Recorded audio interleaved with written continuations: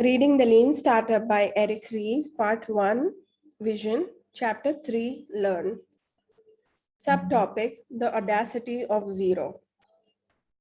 Despite IMVU's early success, our gross numbers were still pretty small. Unfortunately, because of the traditional way businesses are evaluated, this is a dangerous situation. The irony is that it is often easier to raise money or acquire other resources when you have zero revenue, zero customers, zero traction, than when you have a small amount.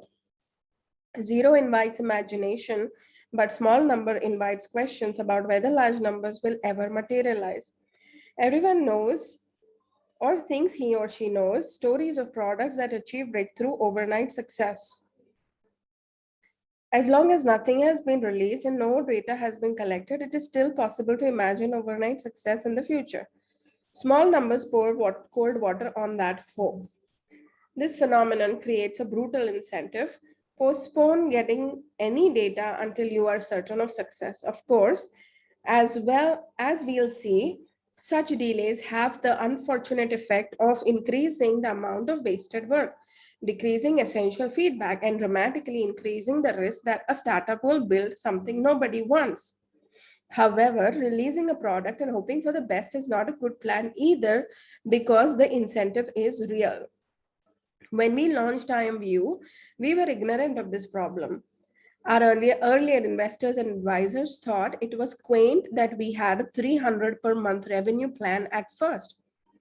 But after several months, with our revenue hovering around 500 per month, some began to lose faith, as did some of the advisors, employees, and even spouses. In fact, at one point, some investors were seriously recommending that we pull the product out of the market and return to stealth mode. Fortunately, as we pivoted and experimented, incorporating what we learned into our product development and marketing efforts, our numbers started to improve, but not by much. On the one hand, we were lucky to see a growth pattern that started to look like the famous hockey stick graph. On the other hand, the graph went up only to a few $1,000s per month. These early graphs, although promising, were not by themselves sufficient to combat the loss of faith caused by our early failure, and we lacked the language of validated learning to provide an alternative concept to rally around. We were quite fortunate that some of our early investors understood its importance and were willing to look beyond our small gross numbers to see the real progress we were making. Thus, we can mitigate the waste that happens because of the audacity of zero with validated learning. What we needed to demonstrate was that our product development efforts were leading us towards massive success without giving the temptation to fall back on the vanity metric and success theater, the work we do to make ourselves look successful.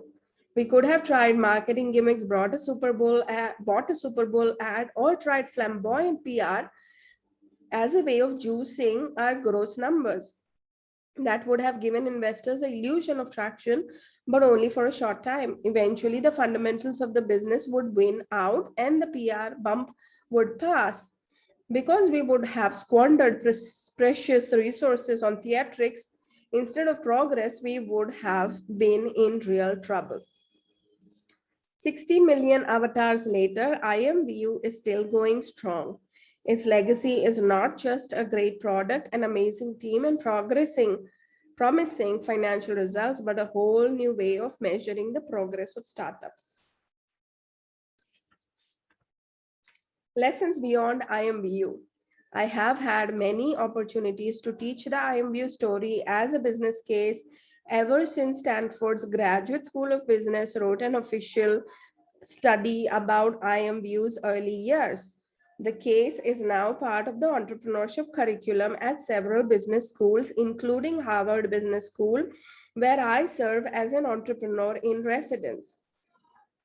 I've also told these stories at countless workshops, lectures, and conferences. Every time I teach the IMView story, students have an overwhelming temptation to focus on the tactics it illustrates, launching a low-quality early prototype, charging customers from day one, and using low-volume revenue targets as a way to drive accountability. These are useful techniques, but they are not the moral of the story. There are too many exceptions. Not every kind of customer will accept a low quality prototype, for example. If the students are more skeptical, they may argue that the techniques do not apply to the industry or situation, but work only because IMVU is a software company, a consumer internet business, or a non-mission critical application. None of these takeaways is especially useful. The lean startup is not a collection of individual tactics, it is a principled approach to a new product development. The only way to make sense of its recommendation is to understand the underlying principle that make them work. As we'll see in later chapters, the lean startup model has been applied to a wide variety of businesses and industries: manufacturing, clean tech, restaurants, and even laundry.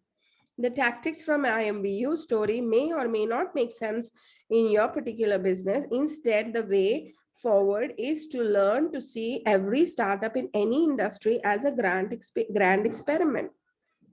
The question is not, can this product be built? In the modern economy, almost any product that can be imagined can be built. The more pertinent question is, should this product be built? Or can we build a sustainable business around this set of product and services? To answer those questions, we need a method for systematically breaking down a business plan into its component parts and testing each part empirically. In other words, we need the scientific method. In the lean startup model, every product, every feature, every marketing campaign, everything a startup does is understood to be an experiment designed to achieve validated learning. This experimental approach works across industries and sectors, as we will see in chapter 4. Thank you for listening to the Lean Startup. If you would like to buy the copy of Lean Startup, there is a link in the description. You can click on the link and get your copy. Apologize if I'm reading too fast or too slow or I'm not being understood. I'm sorry.